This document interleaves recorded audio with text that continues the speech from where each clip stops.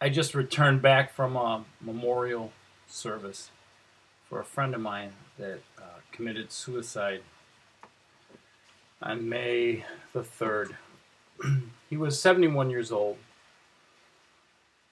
No apparent signs of why he would do such a thing. He was married for 30 years. He had grandchildren, great grandchildren. And as I stood up at the memorial service and I had some things to say about him, kind of how he touched me.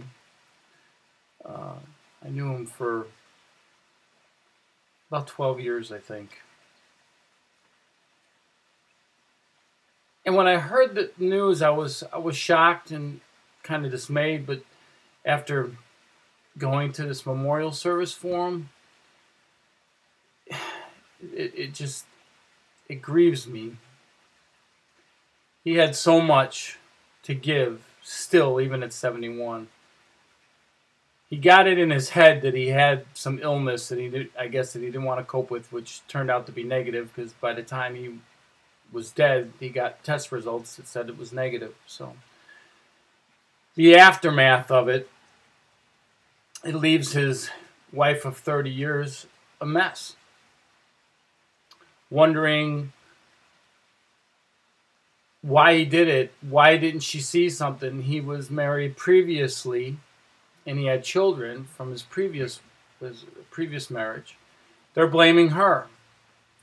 That maybe she should have seen something. She should have seen the signs.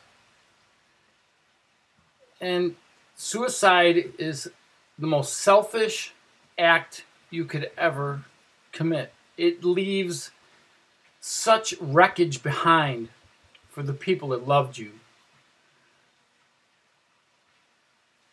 I don't understand how you can get so distraught to the point where you don't care about the people that love you.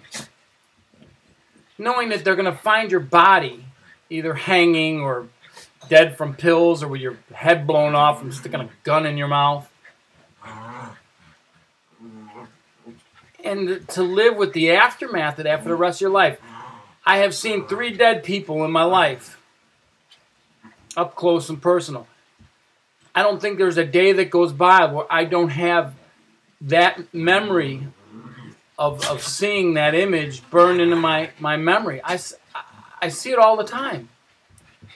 I can't imagine what it's like to come home and you find your husband of 30 years, dead by suicide. Now, whatever he did, I do not know. I have my suspicions, but to be quite honest, I don't have the heart to ask. But I just got back, and it was a long ride. It was a 2-hour ride. And I found myself really angry and sad about the whole situation. So I really, really liked this guy. He was an ex-cop. He was a retired police officer. And now I'm watching his widow struggle. And and I knew him long enough. They loved each other. They loved each other. Not like this stuff you see with all these clowns who don't know how to keep a marriage together. These two loved each other. They cared about each other. And it really grieves me to see the after effects of such a selfish act. My point is, if you ever get to that point, to a place where you feel that your life is worthless and you don't care, please try to remember that there are people that really love you. There are people that care for you. And if you really love them, why would you want them to be saddled with the burden of taking your own life? And all the unanswered questions. So this woman, for the rest of her life, she has to go through the rest of her life, not only with the images of finding her husband dead, but the unanswered questions of why. It's tragic and it's sad. And those of us who know people, loved ones that have attempted to take their own lives, maybe we should be more attentive to pay attention to the signs. You know, where you start to see things. And hindsight is always 2020. People don't see these things coming down the pike.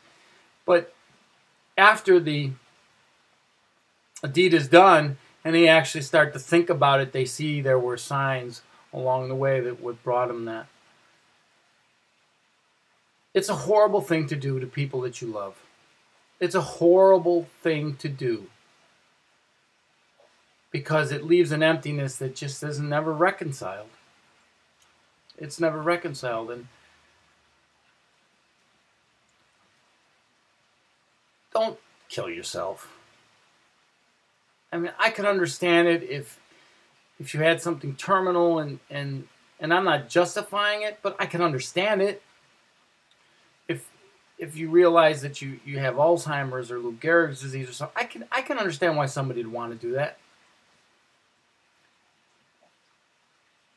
But having buried two parents and watch one deteriorate from good health to just nothing, there is something good that comes out of that stuff. You may not think so, but there actually is. You form a bond with that person that you would never have. I can't explain it. It just there's some new heights that go to it. Even though you watch them deal with their sufferings, and you help them bear that burden, and they get out of it. They get something out of it too from you. Don't be quick to take your life. Don't be quick to be so distraught over things that happen in life. There's always hope. There's always hope. Where there's life, there's hope. Don't leave a hole in your loved ones' hearts by doing something so selfish as suicide. It's a tragic and horrible thing that I would never want to see anybody have to live through. And particularly when there's young ones and there's kids involved. And it's bad enough for adults, but imagine if you have children and you decide that you, in your mind, that they're going to be better off without you. How stupid is that? And how selfish. The most selfish act you could ever commit.